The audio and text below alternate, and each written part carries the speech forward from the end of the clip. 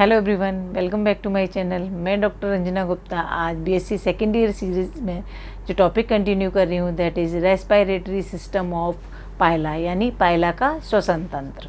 Let's begin today's topic respiratory system of पायला।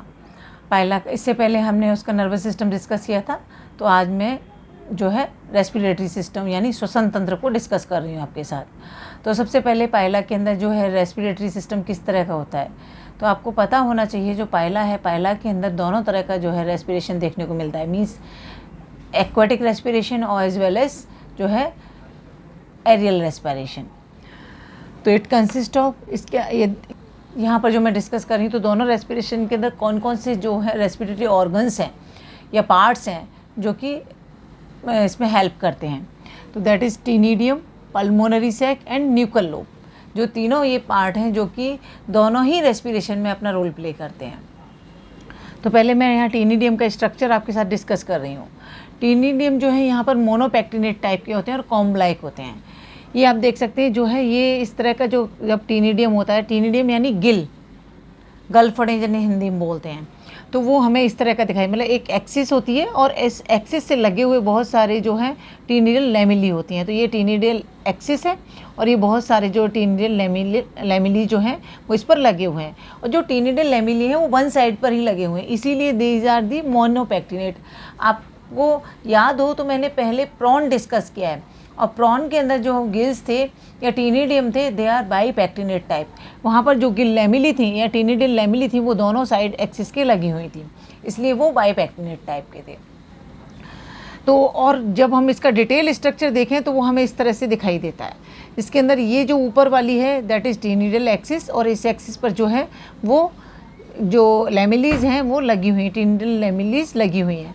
इस पर जो हमें इस तरह से जो स्ट्रक्चर दें दे आर ट्रांसवर्स प्लीट्स, और इनमें ये जो है दैट इज़ दो ब्लड वेसल्स दिखाई दे रहे हैं। तो ऊपर की तरफ है वो एफरेंट ब्लड वेसल है, और जो नीचे की तरफ है वो इफरेंट ब्लड वेसल है। ये पूरी एक्सिस ही है, और एक्सिस पे मतलब जो है इस तरह से मान लो ये एक्सिस है और इस एक्सिस पे जो है गिल लैमिलीज जो है वो लगी हुई हैं।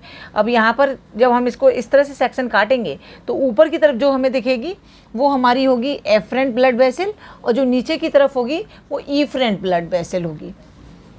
इस पर से तो जो सर्कुलेशन है, तो ये ऊपर जो साइड है दैट इज़ एफरेंट साइड, और नीचे की तरफ जो है वो इफरेंट साइड है।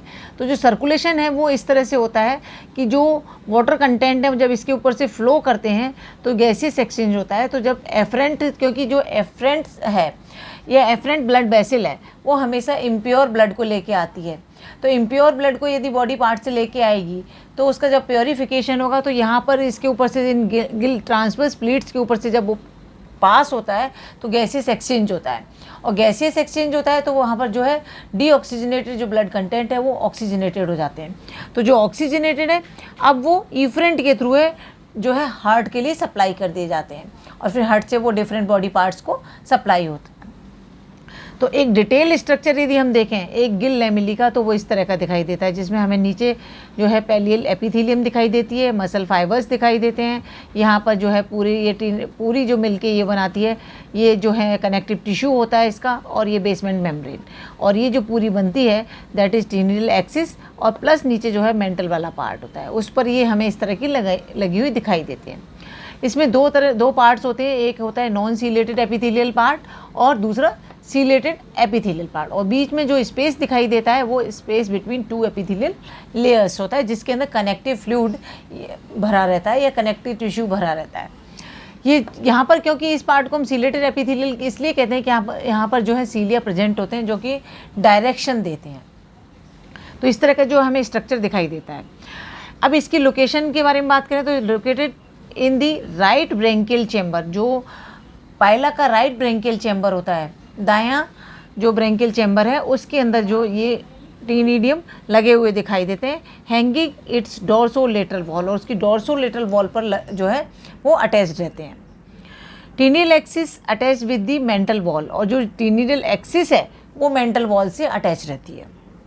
इफरेंट ब्लड वेसल वो जिसके बारे में मैंने अभी बताया था carries oxygenated blood to the heart, और afferent blood vessel carries deoxygenated blood to the gills, ये गिल्स के लिए जाते हैं जहाँ पर ये प्योरीफिकेशन होता है, डिफरेंट बॉडी पार्ट से लेकर आते हैं और गिल्स को सप्लाई करते हैं, जहाँ पर गैसियस एक्सचेंज हो गया और गैसियस वो प्योरीफाई हो गया तो वो इफरेंट के थ्रू जो है वो हार्ट के लिए सप्लाई हो जाता है।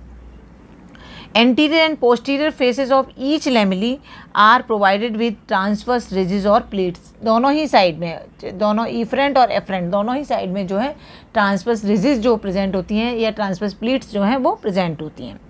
Containing branches of blood vessel through which blood flows from afferent to efferent blood vessels, जो मैंने यहाँ पर आपको डायरेक्शन भी दिखाया है। Ctenidium innervated by nerves from left pleural and supra intestinal ganglion. Ctenidium के लिए जो नर्व्स की सप्लाई होती है वो एक प्लूरल गैंग्लियन और दूसरा सुप्रा इंटेस्टिनल गैंग्लियन। आप इसके लिए आप देख सकते हैं नर्वस सिस्टम के अंदर, नर्वस सिस्टम से जो है हम वहाँ पे देखेंगे तो जो एक फ्यूज्ड जो गैंग्लिया होता है दैट इज प्लूरोपिडल गैंग्लियन, तो एक नर्व जो उसके प्लूरल वाले पार्ट से है वहाँ से, और दूसरी जो है इसका सुप्रा इंटेस्टिनल गैंग्लियन जो कि नीचे की तरफ होता है लेफ्ट साइड में, वहाँ से तो जो है नर्व्स टीनिडिया के लिए सप्लाई होती हैं। These nerve supply indicates that it is actually not the organ of left side but has shifted during development, क्योंकि टीनिडियम की जो पोजीशन है वो राइट साइड में है, जैसे मैंने यहाँ पर राइट ब्रेंकियल चैम्बर के अंदर, जबकि यदि हम जो देखें जो नर्व्स की सप्लाई हो रही है वो लेफ़्ट साइड से है, तो इसका मतलब इसको लेफ़्ट साइड में होना चाहिए। तो इससे हमें इस पता चलता है इसकी लोकेशन को देख के कि जब डेवलपमेंट हुआ है और हम गैस्ट्रोवेट्स के अंदर एक फिनोमेना देखते हैं दैट इज़ टॉर्जन, तो टॉर्जन की वजह से, जिसे हम हिंदी में ऐठन बोलते हैं, उसकी वजह से जो इसका टीनिडियम है वो टीनिडियम जो है वो राइट साइड में शिफ्ट कर गए हैं, इसीलिए उनकी पोजीशन तो right side. Each lamella consist of double layer of epithelium which enclose nerve cavity, दो पार्ट से बनी होती है जो इनके अंदर नर्व्स प्रेजेंट होती है, तो नॉन सीलेटेड और सीलेटेड मैंने बताया। तीसरा एक पार्ट और होता है ग्लैंडुलर पार्ट जिसमें ग्लैंड्स प्रेजेंट होती हैं, और at the base connective tissue और ऑब्लिक मसल लेयर प्रेजेंट होती है। ये था पूरा टीनिडियम का स्ट्रक्चर। अब बात करते हैं पल्मोनरी सैक की। ये बैग लाइक पार्ट स्ट्रक्चर होता है जो कि डेवलप्ड फ्रॉम मेंटल वॉल से डेवलप होता है, open into mental by oblique pulmonary aperture, एक पल्मोनरी अपर्चर के द्वारा ये मेंटल के अंदर ओपन होता है, और muscular and highly vascular in nature, ये बहुत ज़्यादा मस्कुलर और वेस्कुलर मीन्स मांसल तथा संवहनी होता है। Consisting of blood spaces throughout, और इसके अंदर बहुत सारे ब्लड स्पेसिस जो है पूरे उसमें प्रेजेंट होते हैं। Now nuchal lobe, highly contractile one on either side of the head, they form a sort of drain for entry and exit of water। Means आप देख सकते हैं मैंने ये दूसरा डायग्राम बनाया है जिसके अंदर अभी मैं एक्वेटिक रेस्पिरेशन डिस्कस करूँगी। तो ये दोनों साइड जो है वो न्यूकल लोब होते हैं, और जो पल्मोनरी चैम्बर की बात की थी वो ये जो है वो ये पल्मोनरी चैम्बर है।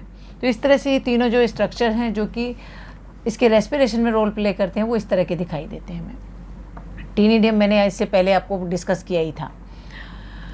अब एक्वेटिक रेस्पिरेशन हम देखें। During aquatic respiration head and foot expand fully. जब एक्वेटिक रेस्पिरेशन होता है तो इसका जो हेड वाला रीजन फुली एक्सपेंड कर जाता है, और जो न्यूकल लोब है, लेफ्ट न्यूकल लोब से जो वाटर है वो एंटर करता है, वाटर करंट एंटर करता है। यहाँ पर ऑस्फेरिडियम प्रेजेंट होता है जो कि वाटर की क्वालिटी को डिटेक्ट करता है, और यदि वो उसके लिए फिट है तो उसको वो आगे की ओर एपिटीनिया की तरफ पास, पल्मोनरी चैम्बर में नीचे की तरफ पास कर देता है, पोस्टीरियर साइड में पास करता है। उससे होते हुए जो एपिटीनिया पर होते हुए पानी जो है या वाटर जो है वो फ्लो करता है टीनिडियम पर। जब टीनिडियम पर फ्लो करता है तो गैसेस एक्सचेंज होता है, और गैसेस एक्सचेंज होता है क्योंकि यहाँ पर जो सप्लाई होती है वो एफरेंट ब्लड वेसल्स की होती है। तो एफरेंट के अंदर जो है इम्प्योर ब्लड होता है, तो वहाँ पर गैसेस एक्सचेंज होने के बाद वो इफरेंट में पहुंच जाता है। टीनिडियम से जो सप्लाई होती है हार्ट के लिए वो इफरेंट ब्लड वेसल की होती है, वो उसे रिसीव कर लेती हैं, उसके बाद ऑरिकल में, और ऑरिकल से वेंट्रिकल में होते हुए डिफरेंट बॉडी पार्ट्स के लिए वो ब्लड सप्लाई हो जाता है। और जो डीऑक्सीजनेटेड ब्लड है, ये वाटर कंटेंट होते हैं, वो डीऑक्सीजन ब्रेंकियल चैम्बर से होते हुए और राइट न्यूकल लोब की तरह बाहर निकाल दिए जाते हैं। तो इस तरह से पूरा जो हम देखें इस तरह का वाटर करंट हमें दिखाई देता है। तो वही चीज़ मैंने यहाँ फ्लो चार्ट के थ्रू आपको एक्सप्लेन किया है। न्यूकल लोब एक्टिक channel, water enter into left nuchal lobe, water current flows beneath the osphaeridium, then to the posterior part of the pulmonary chamber, then cross through the epithenia and then enter into bronchial chamber. Bronchial chamber then washing the tenedium, entire length of the tenedium, and flows out through right nuchal lobe. अब ये जो water current है उसको regulate कैसे किया जाता है?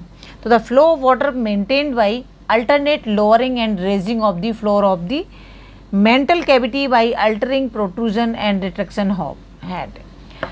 जो पाइला है वो अपने हेड को बार बार बाहर निकालता है और अंदर करता है. तो वाटर करंट की जो एंट्री है और एग्जिट है वो उसी पर मेंटेन रहती है. जब इसको पूरा एक्सपेंड करता है तो वाटर करंट जो है वो अंदर आता है और फिर जैसे ही जब ये पूरा प्रोसेस कंप्लीट होता है तो इसको रिट्रैक्ट कर लेता है और वाटर करंट जो है वो बाहर निकल जाता है. इस तरह से जो है वाटर करंट रेगुलेट होता है. दूसरा, by the beating action of cilia present on the lamellae. इन लेमिलीज के ऊपर जो मैंने अभी आपको गिल लेमिली का स्ट्रक्चर बताया था उन पर जो सीलिया प्रेजेंट होते हैं वो डायरेक्शन देते हैं कि टीनिडियम के ऊपर जब जो वाटर करंट है वो पास होता है तो वो उस डायरेक्शन देते हैं. तो by the beating action of the cilia present on the lamellae they are also regulate the direction of the water current. तो इस तरह से जो है एक्वेटिक रेस्पिरेशन है वो पाइला के अंदर हमें इस तरह दिखाई देता है. अब हम डिस्कस करेंगे अबाउट दी एरियल रेस्पिरेशन.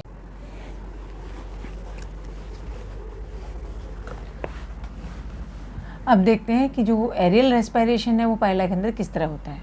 तो एरियल रेस्पिरेशन के अंदर opening of siphon projects above the water.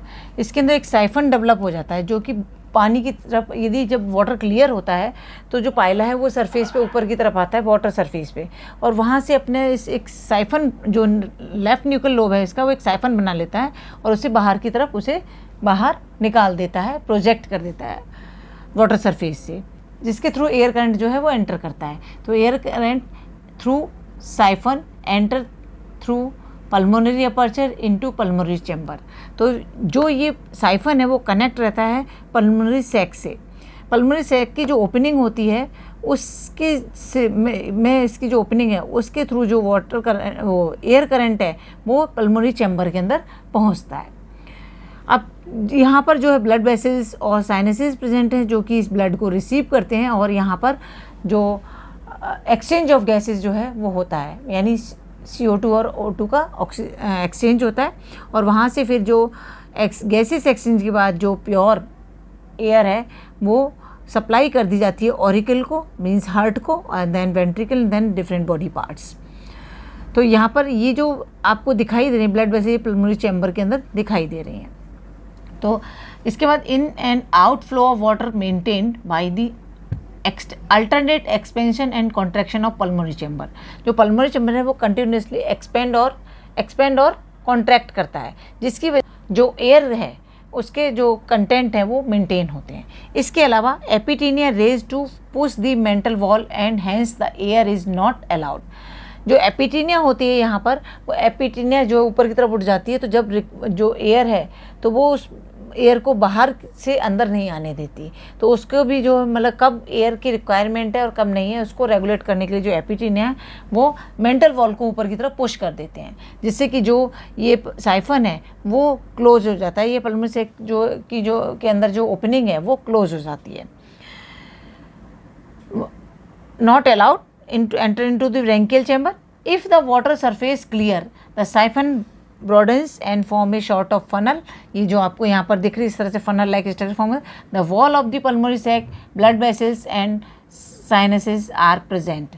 तो इसके अंदर जो है आपको दिख रहे हैं ये प्रेजेंट हैं जो कि गैसेस एक्सचेंज में अपना रोल प्ले करते हैं. तो ये जो एरियल रेस्पिरेशन है इसके अंदर बहुत ही सिंपल टाइप का है. मतलब आप जब इसको मतलब डिजॉल्व ऑक्सीजन अवेलेबल नहीं होती है या जो वाटर है वो फाउल स्मेल है, क्लियर नहीं है, तो ये सरफेस की तरफ आता है और तब ये अपना एक साइफन फॉर्म करता है लेफ्ट न्यूकल लोब से और उसके थ्रू जो है एरियल रेस्पिरेशन करता है. तो हम कह सकते हैं कि जो पाइला है उसके अंदर हमें थोड़ा सा जो रेस्पिरेटरी सिस्टम है उसका कॉम्प्लिकेटेड टाइप का है, एम्फीबियस टाइप का है, मीन्स जहाँ पर दोनों तरह के एरियल और एक्वेटिक रेस्पिरेशन हमें देखने को मिलते हैं. तो आई थिंक आपको समझ में आ गया होगा। फिर भी कोई डाउट है तो कमेंट सेक्शन में ज़रूर मेंशन करें, और मेरे वीडियो यदि आपको पसंद आ रहे हो तो उन्हें लाइक, सब्सक्राइब और शेयर करना ना भूलें। Thank you so much.